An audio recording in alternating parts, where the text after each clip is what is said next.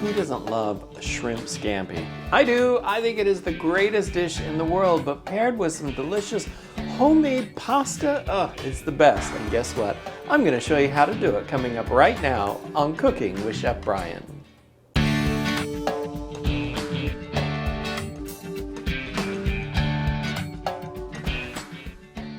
Welcome everybody to Cooking with Chef Bryan. I love shrimp scampi. It's just one of those delicious dishes.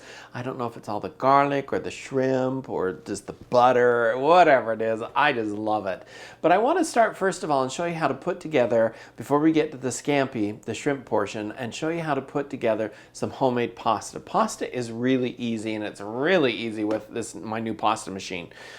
This is a Philips. I'm not promoting any particular brand. You can find it on Amazon. You can look around in your local stores and find a pasta machine. I used to actually mix the pasta by hand. I would knead it by hand, or I'd put it in my KitchenAid and make the pasta that way, roll it out with a pasta roller, and then cut it with the pasta dies. This machine, in my old age, I love it because it does it all for me. So to the machine, what we're going to do is we're going to add in the flour, and it's about 1.75 cups worth of flour that's going to go in there. I have about 1/2 cup of liquid total. That includes an egg and the water. So that's pretty simple to do. Now I want to flavor. I want to add some different flavors, variations. And so I'm going to put a nice tablespoon of tomato paste right into it. This is an Italian seasoned tomato paste that's going to go into there, and it's going to add that much more flavor and all that kind of yummy stuff to it.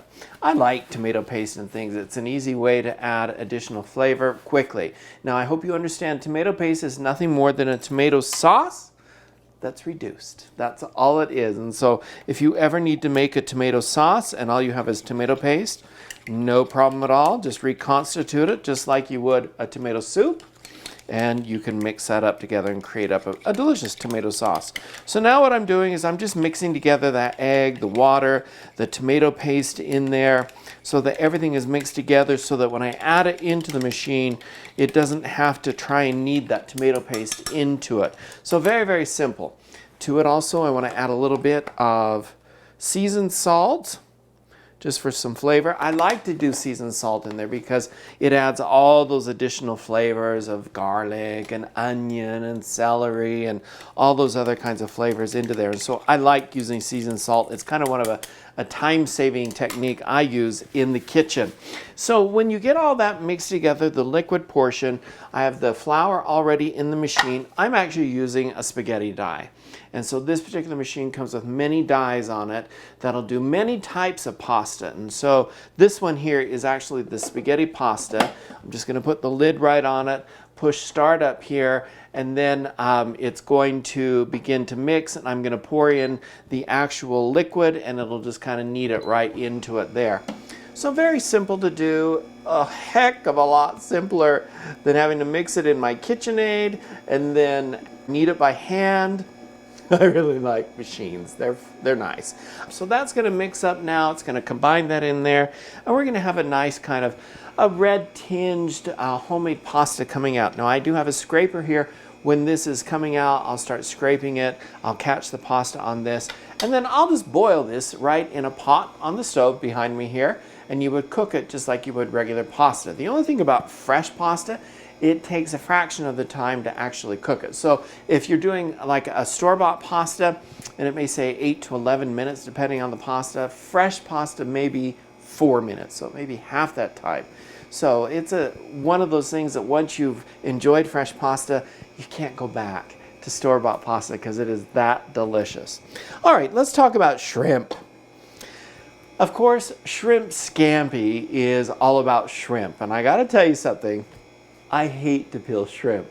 It is one of those things that I've done it enough in my career. I don't want to peel the shrimp. And so when I go to the store, I always try to find shrimp that's already peeled. But anymore, if it's peeled, it's already cooked, it seems. And that's fine with me because then I can just hurry and saute it together and we can have it ready to go. But the shrimp, it has the shell removed, I have the tail removed from it, and it is deveined. And that is so much easier to buy it already shelled, already deveined, ready to go, and you don't have to sit for an hour over the sink peeling and deveining shrimp. To me, that's a labor of love, let me tell you something. Okay, this is looking great. It's going to start coming out of there in just a minute. When I get my shrimp scampi started here, what I like to do is use butter. Of course, it's got a lot of butter in it. And so butter will burn, though, in a pan. And so when you have butter in the pan and you're going to be doing like a scampi or a dish that's sauteing in butter, there's a very important trick you've got to do. And that is you need to add some oil in with it. I'm using an olive oil in there. What that's going to do is going to help prevent that butter from burning in there while that is heating up. So let's get this going. We'll get it heated up here. When we come back here in just a minute, we'll keep going with the shrimp scampi part. And of course, it's going to be the garlic that's going in there next. I can't wait. And our pasta sounds like it's ready to start coming out. Don't go away. Are you looking for some delicious side dishes for dinner? Well, why not try Green Giant Fresh Minute Mashes? They're simple, they come in 3 different flavors for your dinner, and all you have to do is put them in the microwave, 7 minutes, pop them out, smash them in the bag, and serve them. It doesn't get any simpler than that. Welcome back, everybody. We're working on some shrimp scampi with some delicious homemade pasta here. Like I told you before we went into break, the pasta start coming out pretty quick, and it has. And so I do have the spaghetti dye on there, so it's making a thin spaghetti noodle. And so it's coming out. You see it's a nice kind of tomatoey color in there, but not too dark, which is a nice thing. Now over here in the pan, I have olive oil and butter that is beginning to melt here and smelling amazing. I don't know what it is about butter. It's just one of those smells for me that, oh, I just love. I think it reminds me when I was younger, my earlier days of college, my mom and sister and I had a candy company, and that's what actually put me through for about a year of college. We would make brittles, different kinds of nut brittles. And so the butter, just the aroma of the butter, the vanilla, the sugar, the caramelizing of it, so good. I think that's why I love peanut brittle to this day. And I'm like, I'll have a lot of people say, oh, how do you make peanut brittle? And I'm like, you don't want to make peanut brittle. I mean, that is a labor of love as well, because that sugar solution is so hot when you're doing brittle that if you get it on your arms or anything like that, it just burns right to the core. And yes, I have had burns, quite severe, because of it. So now the butter is just melting. I'm just giving this a stir to keep the butter moving around so that it continues to melt. We're not gonna have to saute a lot of this here because it's already cooked there. And the one thing about this, I'm just gonna pop that lid off and just kind of help it along. The dough in there itself kind of gets caught up around the blades in there. They're not really blades, it's just like the dough hook in there that gets it stirring. And so I'll just help it along there so I can keep going. This is now ready to go. And what I want to do is add in garlic. Do you know how much garlic I have peeled, I have chopped, I have minced, I have used in my lifetime? It's a lot, and I love using the garlic in the jar because it's already done. And so you can do however garlic you feel you need to do for your purposes. I'm just going to use some garlic right here into a jar. And oh, here's my spoon. I'm like, I knew I had a spoon right here. I'm going to add a big, like a tablespoon of minced garlic right into this pan. Now, be careful. If garlic burns, you've got to start all over. You can't recover burnt garlic. And so that's the only thing. You've got to just kind of start over. If it's a burned garlic, I'm going to turn that off for now, because what I want to do is just kind of keep an eye on my pasta here. I'm also going to just slice up really quickly some onion here, and then I'm going to just chop it up, add it in there with the garlic as well, making sure that the garlic doesn't get too overcooked. That is so important. Don't overcook the garlic. So we'll start this back up and just let it kind of do its thing. I'll just give that a little stir, get the onions sauteing there, and then that oil, the fat, the butter, the olive oil is going to have all of that garlic flavor, the onion flavor in there. So delicious. All right, so let's get that mixed in. Then I'm just going to add the shrimp. And like I said, these are already deveined. They're already, the shells are off. Just making sure I haven't missed any of those tails. Sometimes a tail will slip through there, and you just pinch them off. That's all you have to do. So it's very simple to do. Like there's a couple there that just got pinched off. And if I see a couple more here, I'll just pull those out so I can remove the shell. Is it a problem if the shells get in there? No, it's not, because many times it's the shell that has all of the flavor. If you're making like a shrimp stock or a crab stock or a lobster stock, it's the shell that has all those flavors in them. So we'll just put that in there. I just don't like the crunch. And I know there are some people that will actually eat the shells also. I am not one of those people. I don't like that, but I know there are some of you out there that may eat the shells as well. So let's just kind of stir that around. The aroma of garlic and onions and butter is in the house. This is why I love shrimp scampi. Now I'm going to let those saute around in there for just a minute so it brings in that flavor. Looks like my pasta is coming right to the end here. I'll just kind of clip that off of there. This is going to go into a pot of boiling water, and I'm just going to cook it until that pasta is done. And then I'm actually going to add the pasta right into the shrimp and kind of saute it around in there so it gets a nice coating of the butter, the oil, the garlic, all of those flavors in there. So don't go away. We'll be working on shrimp scampi when we come back. It's no secret, frozen rolls are fresher than bakery rolls. You see, bakery rolls are made in commercial bakeries. Then they sit all day in stores. Some even contain preservatives because rolls begin to stale immediately. By the time you eat your roll, it could already be days old. Rhodes Bake and Serve is found in your grocer's freezer. Simply take Rhodes frozen roll dough home and let it thaw and rise in a pan. Bake Rhodes rolls in your own oven. Rhodes Bake and Serve, hot and fresh, right out of your oven. Welcome back, everybody. We're working on some delicious shrimp scampi here. One of my favorites. I love the garlic, the butter, the shrimp, and everything. I've already cooked the pasta now that we made it earlier. I'm going to add that directly into the pan here. This is one of these kind of fun little, make sure I've got all the water, pivot. There we go, pivot strainers that when you tip them, they kind of tip and come out, kind of nifty like that. But I'm going to add that fresh pasta right into there.